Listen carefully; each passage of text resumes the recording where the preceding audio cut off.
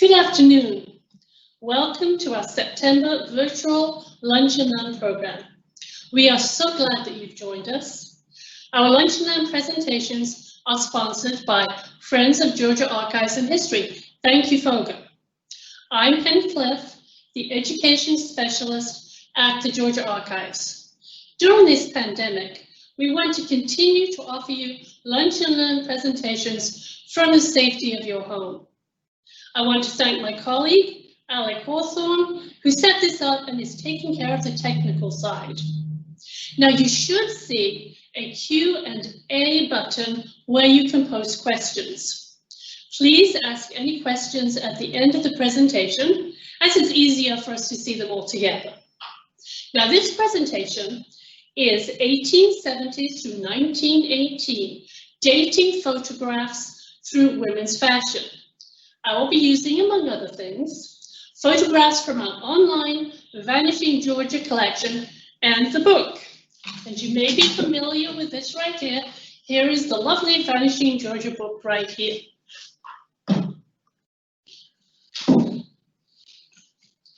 Now, we've all seen old family photographs that may or may not have a date. Sometimes you may get something written on the back, like 1880 with a question mark. In this presentation, I'm going to show you some basic trends over the decades that you can observe in your own photographs and try to date them. In addition to viewing photographs from the Vanishing Georgia collection, we will look at paintings and Sears and Roebuck Company catalogs to help you date your photographs. And also we're going to learn a little bit about the history behind these trends.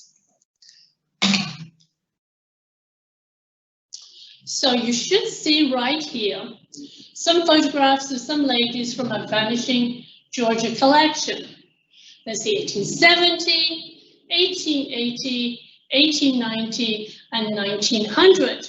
We're going to be coming back to these and talk a little bit about the fashions. Now, if you want to get to the Vanishing Georgia collection, it's accessible online. It's lots of fun. We have 18,000 images. The Georgia Archives project began in the mid-1970s to locate and copy historically significant photographs held by individuals throughout Georgia. Images continued to be added to the collection until 1996. So most of the photographs you're going to be seeing came from the Vanishing Georgia collection.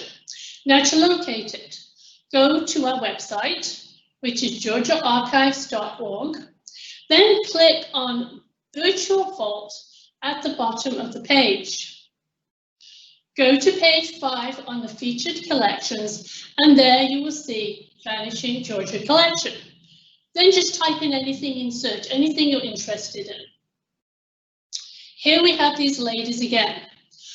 What we're going to talk about also is fashion is always a response to the culture. So we'll be going into that as well. We're not really going to be talking about the 1860s, but I want to share with you what came before the 1870s. This image is from Godey's Ladies' Book.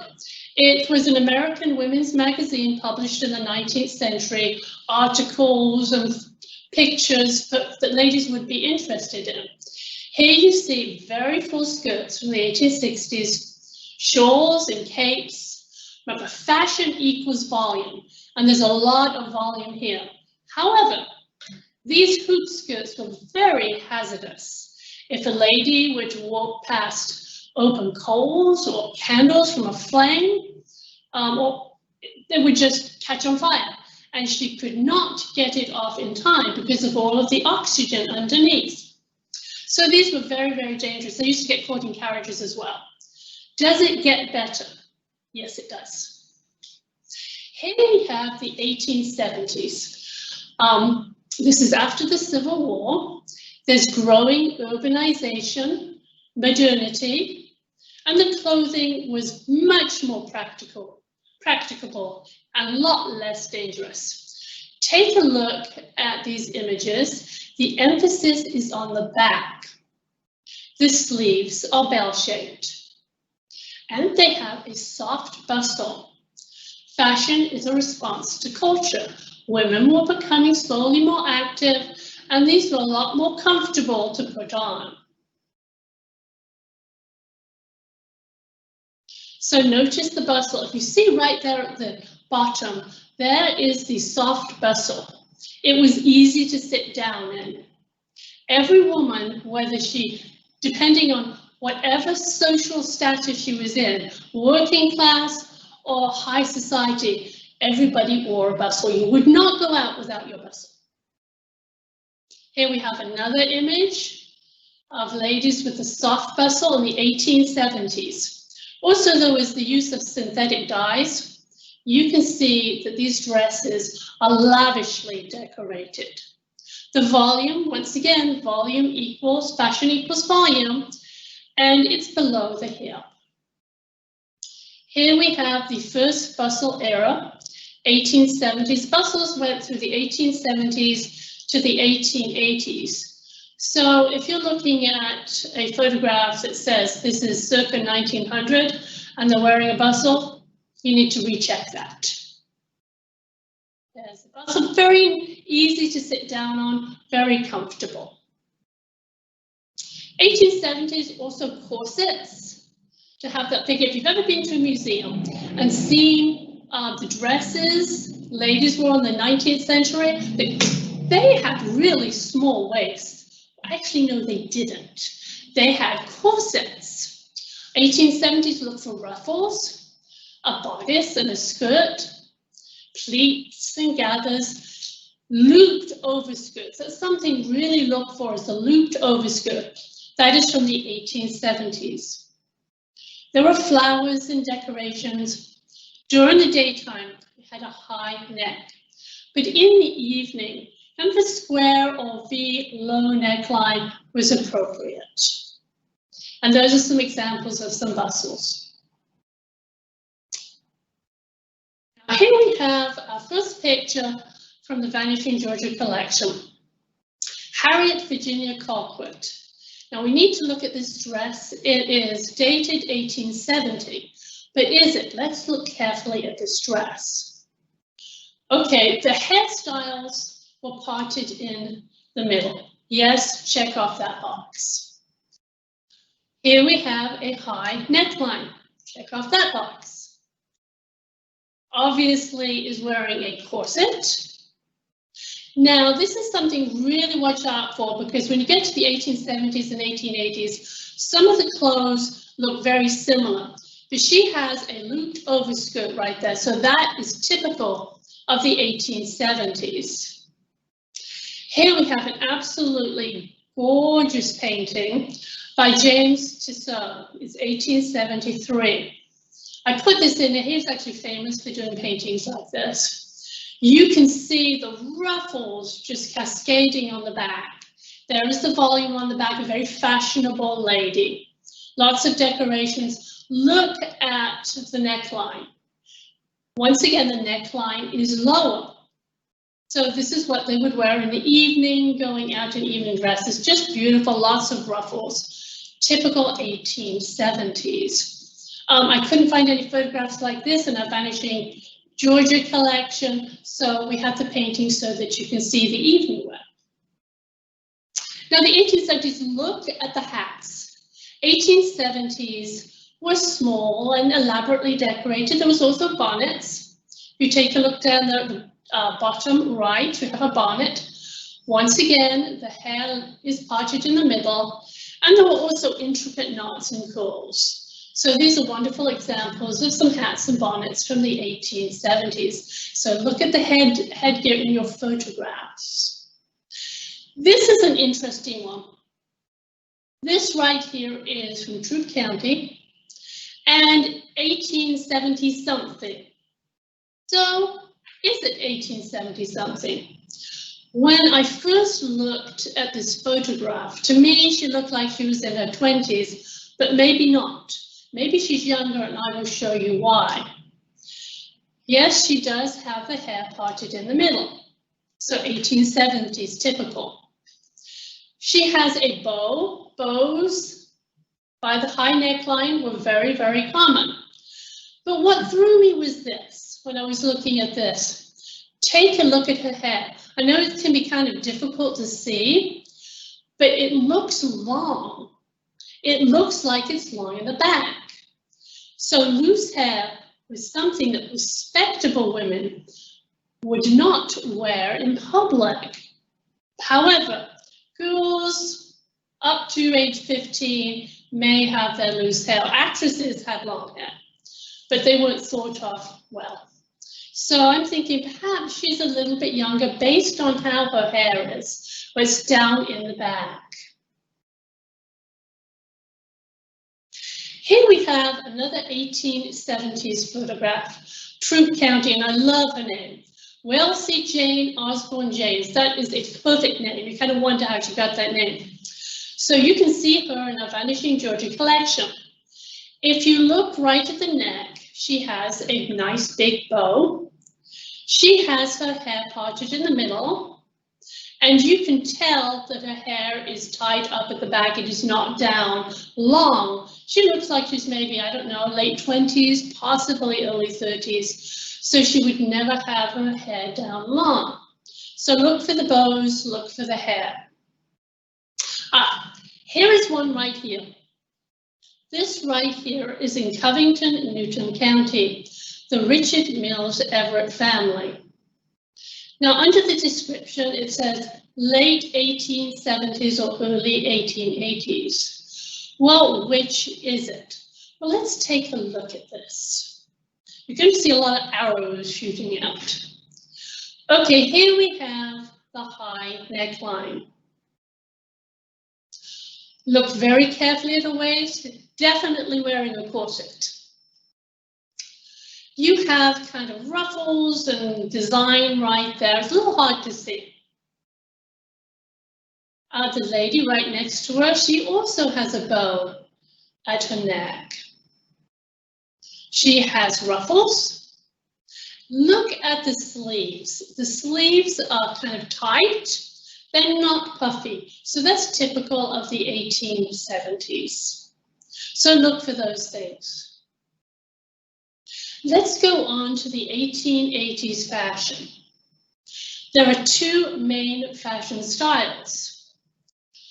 On the left, you have the princess line, which was first introduced in 1877. So a lot of these fashions kind of mold into each other, as is the dress.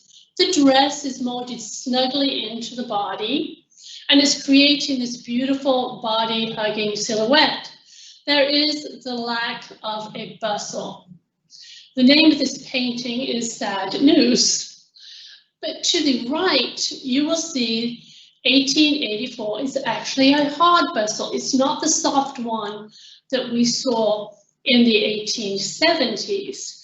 This was a bustle that was rigidly structured, as opposed to the really nice soft drape bustle.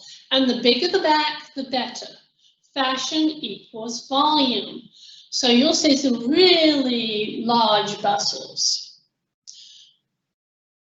So there you see it right there. Kind of look at that, see how it was structured.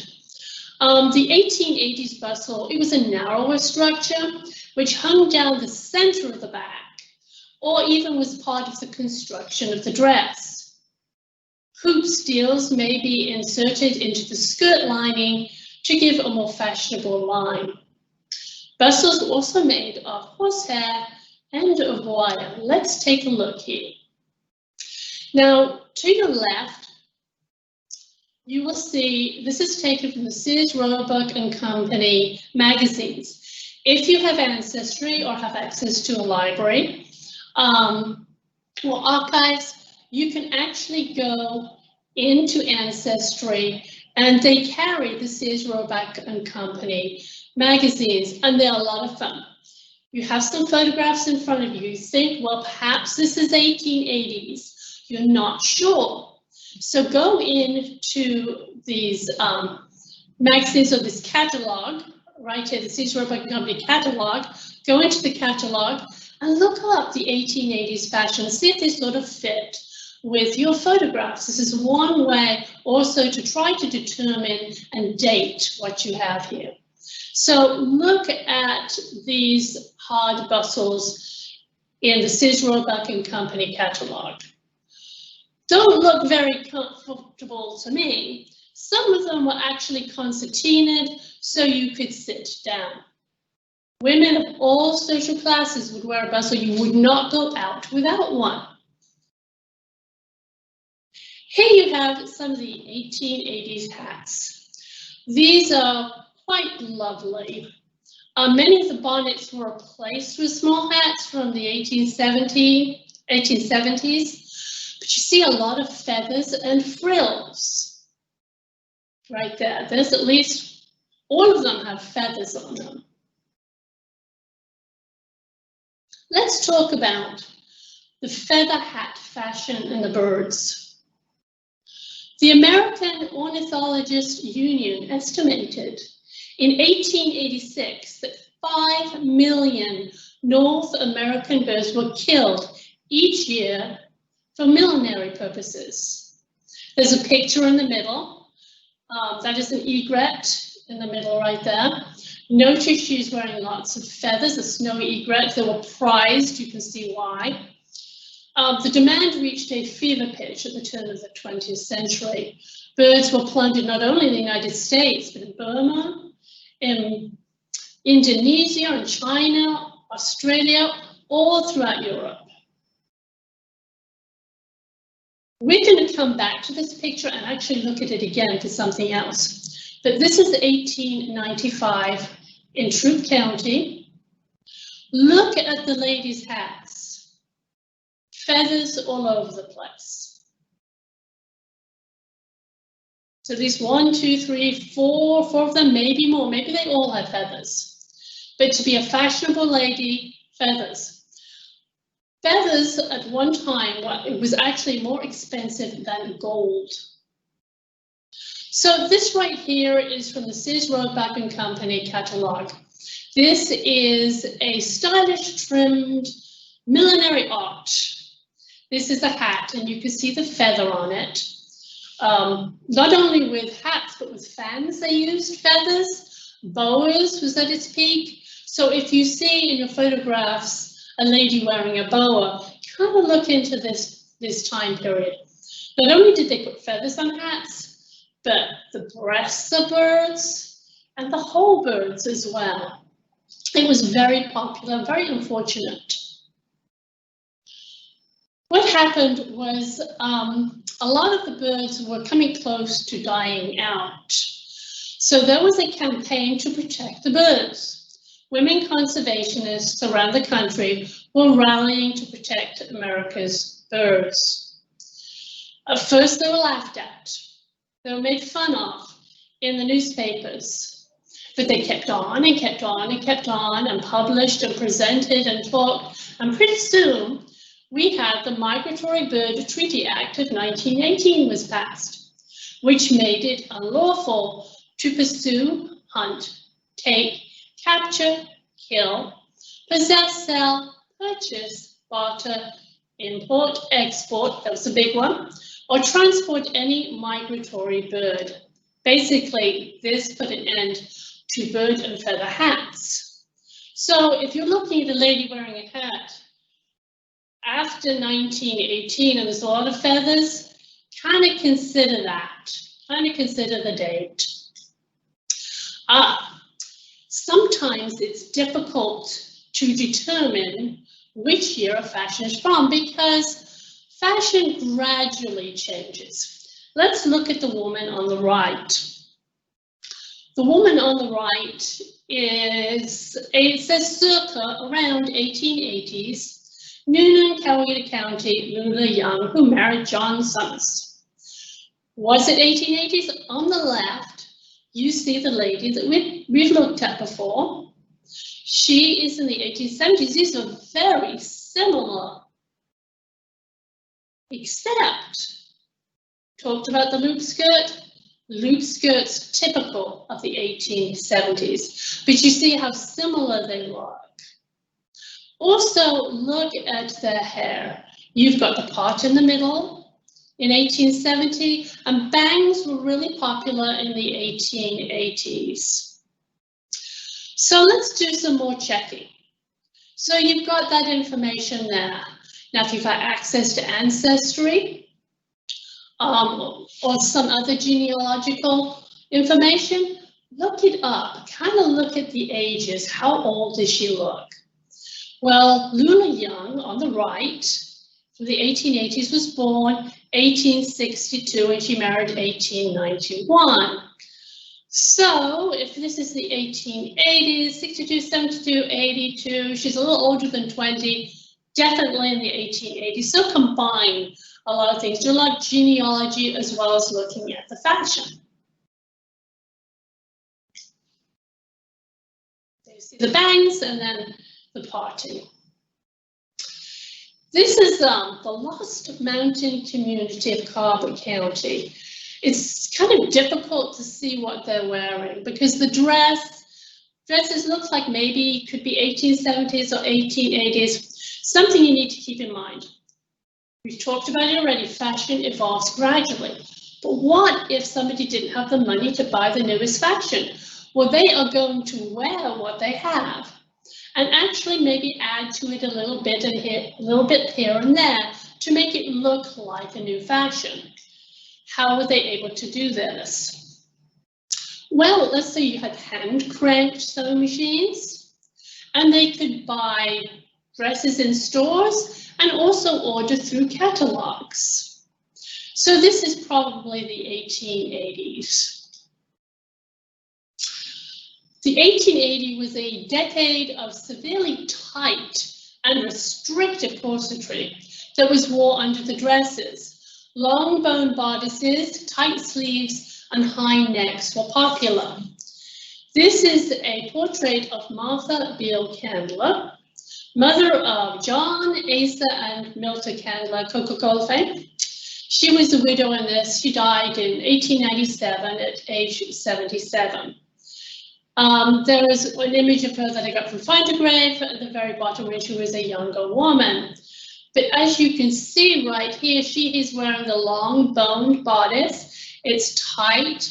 The sleeves aren't quite as tight as later ones, but I would say if that was named 1880s, I'd say definitely that's 1880s. Here we go into the gay 90s, the 1890s. Corseting continued. Even children wore corsets, even toddlers. The reason for that was they believed that it was healthy for the child's growing bones. Well, this is the hourglass figure, the S-bend silhouette. The hips are back and the bust is forward. Now the skirt is gathered at the waist, pulling naturally over the hips. You see the sleeves, kind of the puffy sleeves that they're wearing in this fashion plate. Those are called leg of mutton sleeves. The largest being in 1895. If you see a photograph that's labeled 1870 and they have sleeves like this, it is incorrect. The skirts took on, you can see, an A-line silhouette, bell-like. The late 1890s actually did return to tighter sleeves, often with small puffs or ruffles capping the shoulder, but fitted to the wrist. 1880s was the gay 90s. It was electricity, women were going out. They needed lots of movement to become more involved in society. As you see, look, there is that S shape right there. Here is a beautiful picture right here of, you see those leg of mutton sleeves right here. This is obviously in the evening wear. So there's a really good example. They're rather large. So definitely 1890s. Remember, they reached their height in 1895, and then towards the end of the 1800s, slowly got smaller. Here we have the 1880s. That's what it says on the photograph. It says 1880s Rockdale County. Now, the person that had written that down probably was guesstimating and thinking, okay, this is 1880s. So is it the 1880s? This is not correct. That's a leg of mutton. So look at the ladies in this photograph. Even the older ladies and the younger ladies are wearing the leg of mutton sleeves. So this is not the 1880s, this is the 1890s.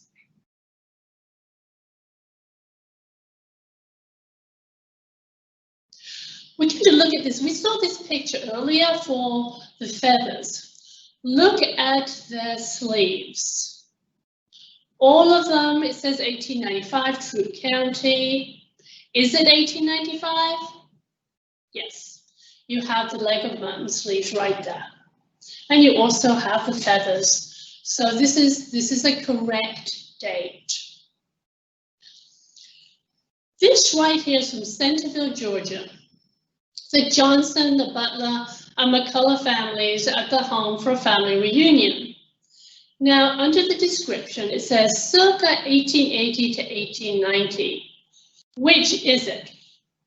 Let's look carefully at this photograph. Okay, in the very front right, you have a lady, look at her sleeves. They're kind of puffy, But remember, if you want to save money, you're going to keep your older clothes. So is it the 1880s or 1890s, or maybe even later? Look at the top of here. There is a young lady in the back row. She's wearing what's called a shirtwaist. Maybe older people wore clothes that may have gone out of style. So these are two different styles. So what is it? This right here is the shirtwaist, or waist for short. They endured from the 1890s to the 1920s. So we know they didn't begin in the 1880s, they began in the 1890s. The term actually passed out of usage with shirt or blouse that we know today. So what do we know about that photograph? It's 1890s or later. Here's another one. The Sears Roebuck and Company catalog from 1912. This is found on Ancestry. They're kind of fun to look at. So if you have Ancestry, to go on there. Really, the catalog's a lot of fun to see how women dressed. Zipping ahead to 1912, just to show you the shirtwaist. And there's not a lot of frills on this because it's 1912, and we'll get to that later. But I just want to show you the shirtwaists. Let's go back to 1890. This is Mr. and Mrs. Lee Smith. He was actually a community photographer from the Vanishing Georgia collection. What do we have there? We have the leg of mutton sleeves. It says around 1890, but it's probably closer to 1894, 95, simply because the sleeves got bigger as the years went by. And look at her waist, very tiny waist. You had the corsets, no bustles. The bustles were in the 1870s and 1880s. But she definitely has a corset. Look at these sleeves. It says circa 1890. Well, we know it's in the 1890s, but they're huge. This is Cherokee County, the Holbrook Sullivan family. And look at the lady in the back. The sleeves are really, really large. As I said, 1896, it was the largest size of the sleeves. Here we have volume equals fashion, and the volume here, the fashionable lady here is 1896, Sears Roebuck and Company catalog. Look at those sleeves. Those are for the fashionable ladies of the time. So you see that it's going to be in the mid-1890s in your photographs. This is Caroline Hager. This is the cabinet card, 1895. Take a look at this photograph. Do you think that's correct? Yeah. Look at the sleeves. There's the leg of mutton sleeves again. Very easy to spot. This is a fun photograph. I love this photograph. This is in Atlanta in 1895. Mrs. William H. Tuller with her baby Elizabeth. Okay, you can see she's wearing the leg of mutton sleeves. So I guess 1895, but what I want to show you is this. Look at baby Elizabeth. She's the most fashionable baby around. She's got cute little leg of mutton sleeves. Okay, we're going to get to the late 1890s. The sleeves are now tighter. You can see a little bit at the top of this, but those great big leg of mutton sleeves, they are no longer around. Look at the skirt here. It's an A-line skirt, easy to walk around in. Notice the hat on top of her head. Of course, she's got the feather in the hat, but the hats had a lot of variety and shape in the 1890s. Wide-brimmed hats were still worn, and the brim was turned sometimes at one side, sometimes both sides, so that the underbrim was visible. Take a look at this one. Hopefully you can see it, the brim is turned up. So this is a typical photograph of a late 1890s attire. This one right here, it says 1890s, was it? In Brunswick, Lane County. These are children, and as we see with baby children, follow the fashion trends. Their parents dress them, want to dress them fashionably. If it was the mid-1890s, you'd probably have kind of the puffier sleeves. But if it was getting towards the later 1890s, you'd start to lose that. So you see right here, the young lady on the bottom row right, she's kind of got the leg of mutton sleeves, but perhaps an older sister perhaps does not. So it's probably towards the late 1890s. I'm showing you this picture. It says around 1890 Cobb County picnic. Notice the parasol. The parasol was not only to protect from the sun, but it was for balance as well. Particularly, it goes all the way back to the 1870s, and those heavy clothes, they had the parasol. It was to keep them standing. So obviously here they have been climbing and on a really nice picnic, but kind of look for that parasol. Ah, the boater's hat. Here we go. I have in my hand, I don't know if you can see it, I have a boater's hat. This was very, very popular in the 1890s. Right here you have an advertisement, 75 cents, 50 cents. Look to the right, it's a little bit fuzzy, but I wanted you to see fashion as a response to culture. Women were getting out, they were actually on bicycles, we're going to this, here they are at a house party playing tennis.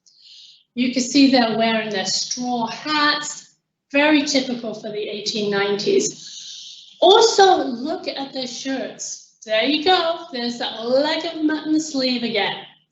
So that's what we have. Yes, this is the 1890s, absolutely correct.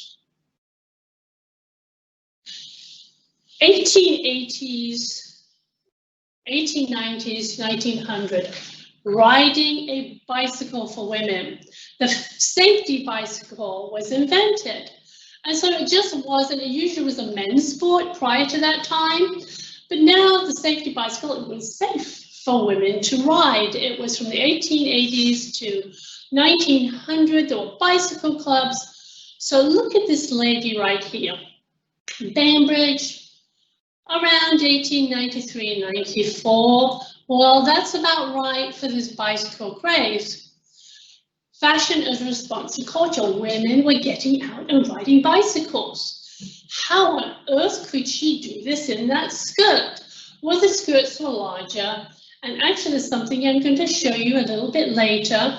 It's an athletic suit, sort of like little trousers or bloomers underneath that. But she still looked like a lady. She still had the skirt and the tailored outfit, and she actually has this leg of mutton sleeves. So fashion is a response to culture. This is one of my absolute favorite photographs in the Vanishing Georgia collection.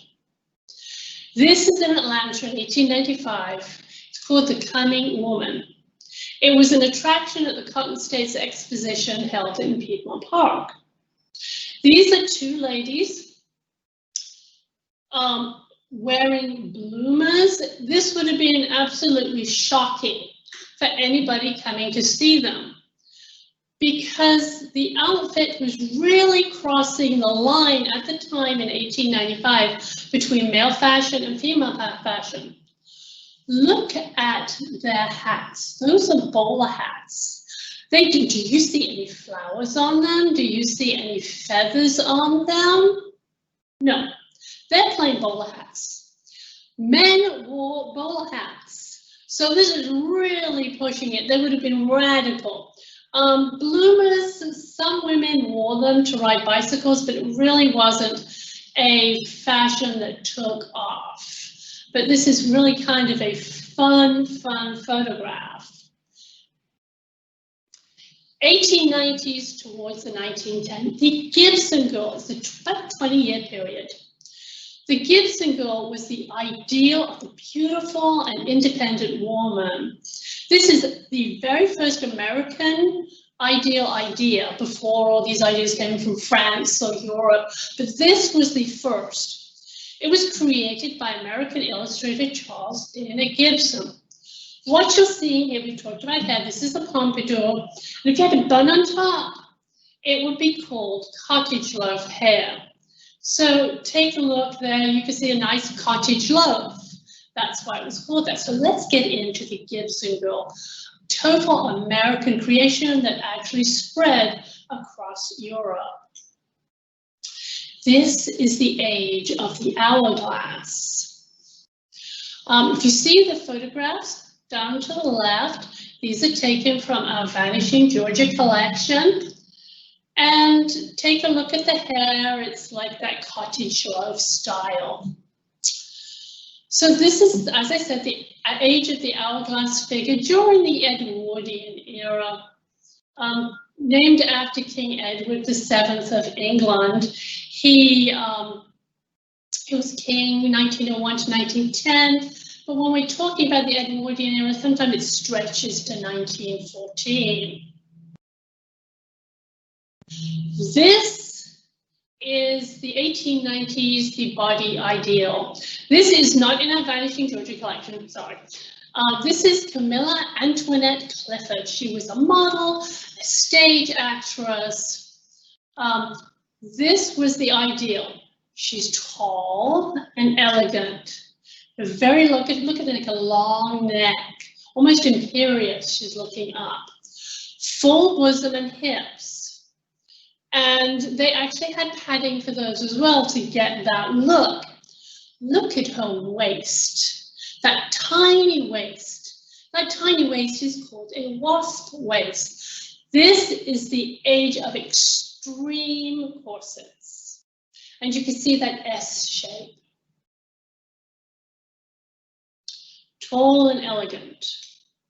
Here she is again. This is in the earlier Edwardian period.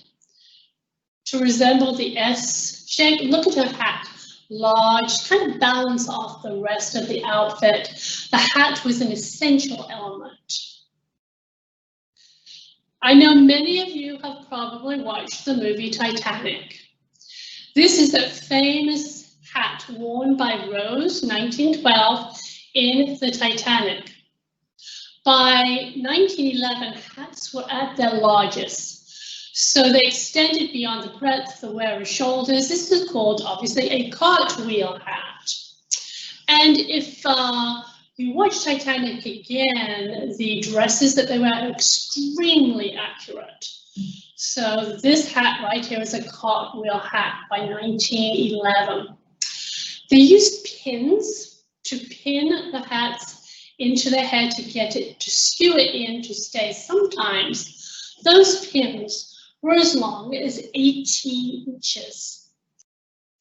Here we have a Gibson girl, right here, she's holding the pins. But in many of the newspapers at the time, these ladies didn't just use them to hold their hats in place. You had a man giving him some problems, what do? They take out that 18-inch pin and use them. There were several articles that happened. Here we have the Sears Roebuck and Company catalogue again. Look at the large style hats with lots and lots of decoration. So if you have a photograph that you think is from 1912, you can always go into the catalogue and see if you can find something similar. Even see how much they are. Here's some images of some really beautiful hats. You see how they're decorated with flowers, with faux fruit, just beautiful. Once again, take a look at those early 1900s Edwardian era hats. Some of them were large, some of them were small. There was a lot to choose from. This is the early 1900s in Bainbridge, Oleana Patterson. So early 1900s is, take a look at her hat.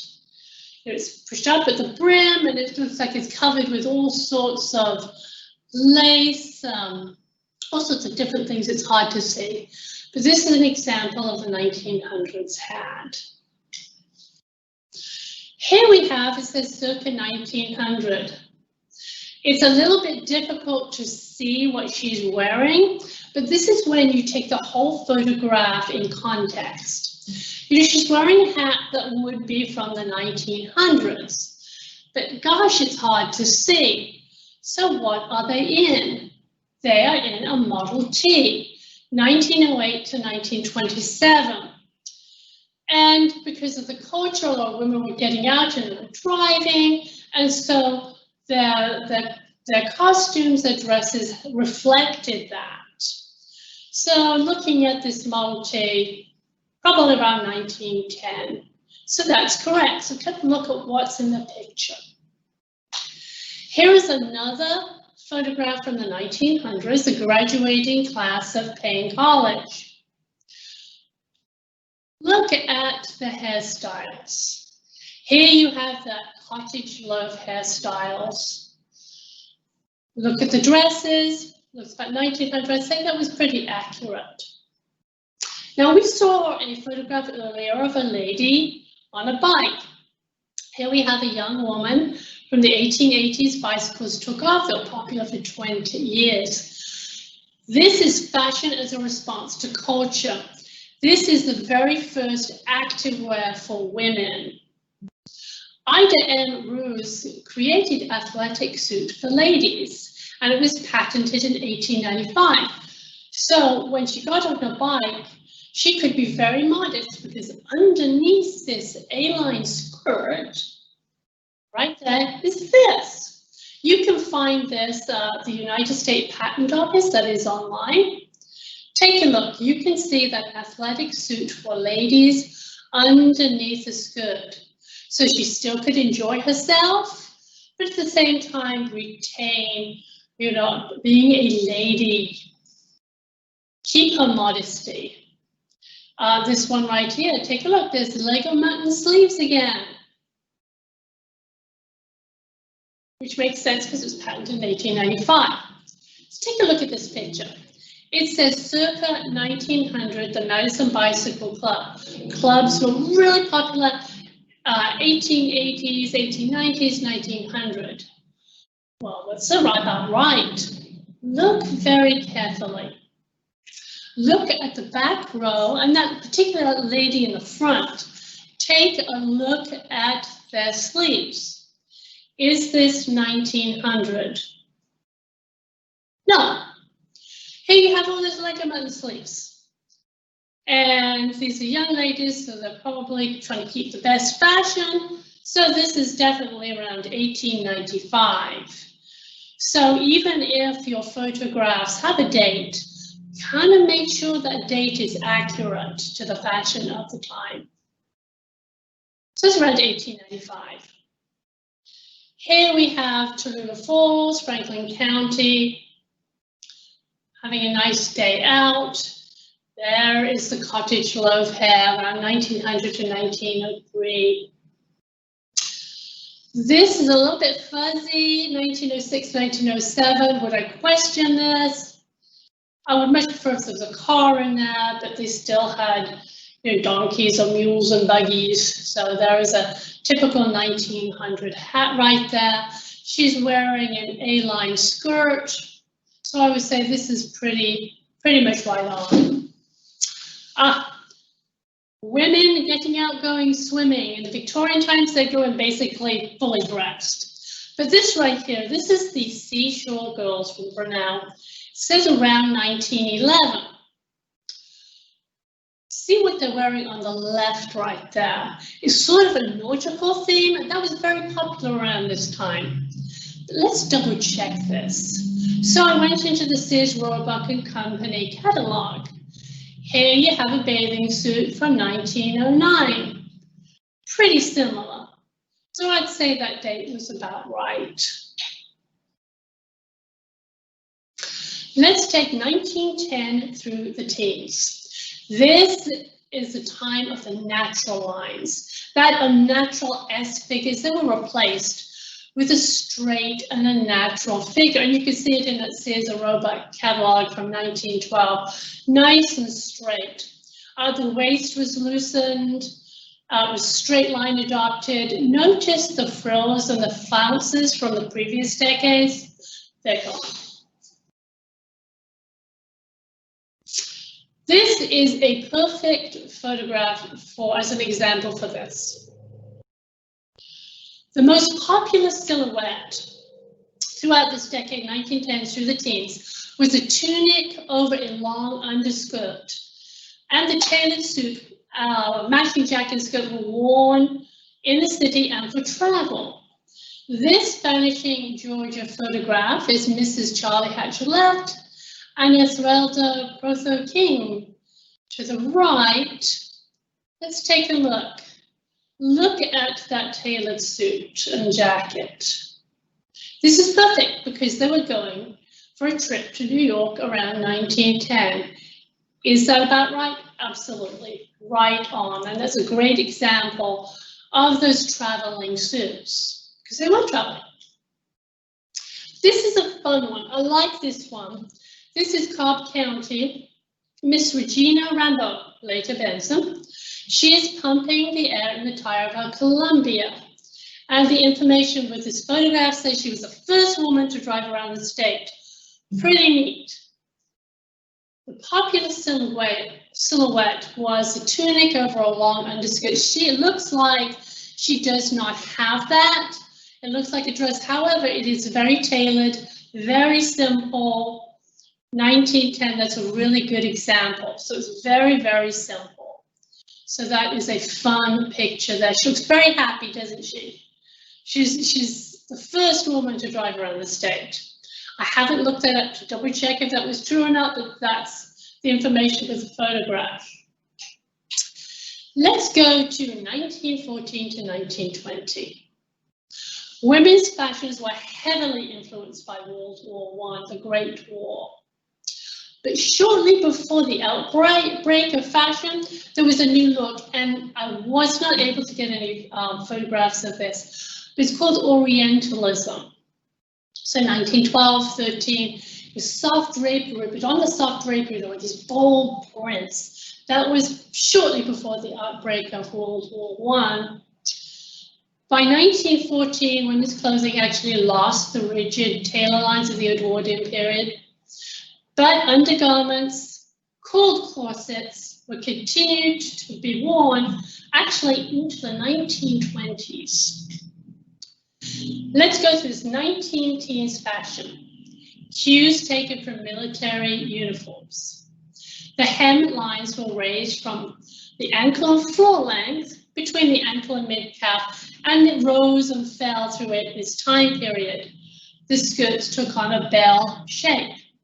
1950, and the hemlines rose to mid-calf. By 19, it was back again below mid-calf. 1919, it was a longer dress with clean lines and a natural waist. That was all the rage. Women at work. The US officially entered the conflict April 6, 1917. More women were working because men had gone out to war. So this is fashion in response to the culture. This is a photograph, World War I, the interior of the Atlanta Terminal Station Railway Post Office. They're preparing mail to go on a train. Well, the date on this says 1914 to 1918. I would say probably 1917 to 18, because if it was during World War I, it would be those years. Plus, look at their skirts. It's a little hard to see, but they are below mid-calf, which would be 1917, 1918. I looked at wearing the shirt waist because they're at work. They wanted to be comfortable. Fashion as a response to culture. This is a lovely photograph of a World War I Red Cross uniform. You see the skirt has the bell shape. This is Laura M. Smith in her World War I Red Cross uniform. She was active later on in education and business in the Atlanta area. So that's a really good example right there. Women at work again, 1914. Ellen, Martha, and Lula Mizell, they're school teachers. Fashion as response to a culture. Look at the length of those skirts right there. They're really not adorned with a lot. So this is typical. This probably would be around 1914. Because fashion is a response to the culture of women going out to work, professional women. This is a fun one. This is Elizabeth Culver, and at the time she was director of physical education at Agnes Scott College. Girdles had replaced corsets, but many times they were called corsets. This gave freedom of movement for factory workers and other working women. During this time period, waistlines became looser and less defined. They also dropped closer to the natural waistline. I can't really tell in this picture, but women wore their hair in one of three styles. In a loose chignon, which is a nut or coil on the back of the head, or down in rivers of ringlets like Mary Pickford. Sometimes some of them were brave enough to try on the new trend of the bob cut short. Some women would not want to cut their long hair, but they put it up and make it look like they had a bob. I can't tell with Elizabeth whether she has a bob or whether it's pulled back or not. This photograph right here is a Griffin fashion show, 1915 to 1920. Which year is it? This is the Vanishing Georgia collection. It's kind of neat. Look at the waist. Right here is actually, it looks like below the waistline. They have sashes and belts below the waistline. So I would say this is closer to 1920 than 1915. So kind of looking at the waist. And here's 1918 from Sis Roebuck and Company. You see the lengths of the dresses have gone up. They have risen as well as the overcoats. All right, let's guess here. You probably know this, but this is a photograph from our Vanishing Georgia collection. Is it 1, 1900? From what we've learned, is it 1870? Is it 1899 or 1895? Give you a clue, a big clue. Look at the sleeves. So think about that. Let me move on to the next slide, and it is 1895, and I know you all got that. Here's the leg of mutton sleeves. Here we have, this is a very pretty photograph. This is Gordon County Mary Owens. She didn't live very long. She lived 1879 to 1910, and I did go on Ancestry and double check that. So looking at this photograph, which year is most likely? 1900, 1870, 1899, or 1895? Of course, the clues here are look at the sleeves, look at the neck, and look at the hat. So think about it, which year is most likely? It's Edwardian fashion, 1900, and yes, I know you got all that right. You have the oversized hats with bows and flowers and lace and all sorts of good stuff. So 1900. So let's go on the overview right here. Dating photographs 1870s to 1980s using women's fashion. First of all, fashion is a response to the culture. And the things to check, and these are basic things right here. Where is most of the fabric of the dress falls and the volume of the dress, which equals fashion? How did it fall? And how does it fall? The design of the sleeves. Look, just like we looked at, the size of the hats and the decoration. Can you tell, of course, it's a woman? Does that waist look natural to you? What's the decoration on the dress? And the hairstyle. So if you want to go and view Vanishing Georgia collection, you can go to our virtual vault on our website and go to the 5th page, which is Vanishing Georgia. So here we have our ladies again that we looked at. We see 1870, we see 1880, 1890, and we have 1900. We've talked about all of these ladies. And I thank you for attending, and please let us know if you have any questions. Alec, do we have any questions? One person asked much earlier, any pictures of African Americans? Yes, that is a good question. There are a few pictures of African Americans in the Vanishing Georgia collection. These are photographs that were given to the archives and scanned. There are several. What I was looking for the type of clothing. So what you can do is when you do a search, like I had several pictures focusing on, the cottage love hair. Do a search like an African American's fashion and come up. There were a few photographs that I did not put in here because it was of a graduation and they were all the same dress. But yes, there are a few. Please go through, search through online on our Vanishing Georgia collection.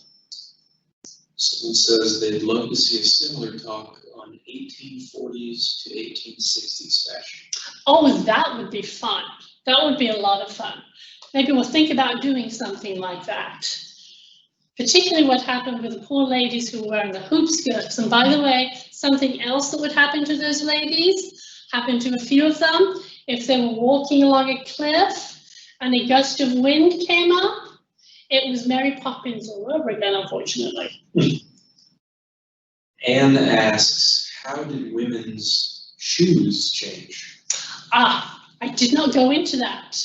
If you look at some of the shoes, it's kind of fun. I did not do research on the shoes. Now I did look at several of the shoes on the catalogs, and the shoes reflected the ornamentation on the dresses. Say it was the dresses really had lots of fluff on them, like the 1880s. The shoes would reflect that. But as I have not done a lot of research on that, maybe that's something for another time, working on the shoes. But go into the catalogs and you will see the changes in the shoes. Bramlett said thank you. They enjoyed the presentation. Glad you were here. Anne says thank you. Thank you so much. Well, if you have no other questions. What happened in the 1870s if women didn't have a bustle on when they went out? Oh, that is such a good question. They would be frowned upon. Going without a bustle would be like with going outside without maybe a skirt today. They would be looked at. They would not be viewed fondly. There would be probably, what would happen in the 1870s and 1880s, it just wouldn't be going out. It would be going out to see and to be seen. Women wanted people to look at them. Many times women would go for walks to actually have people look at them. So you would not. It would be, did you see her? It would be frowned upon. It would be frowned upon. Did men's fashions also change with each decade? They did. I did not go into that because it would be longer. They did, but it wasn't as obvious as with women's fashions. That's why I wanted to focus on the women's fashions, but those fashions did change, but not as drastically as with the women's fashions. Is there any truth to hair parting in figuring out a child's gender in an unidentified photograph? I realize that's not quite fashion, but ties into the idea that the children's fashion was fairly unisex, even when it looks like a dress.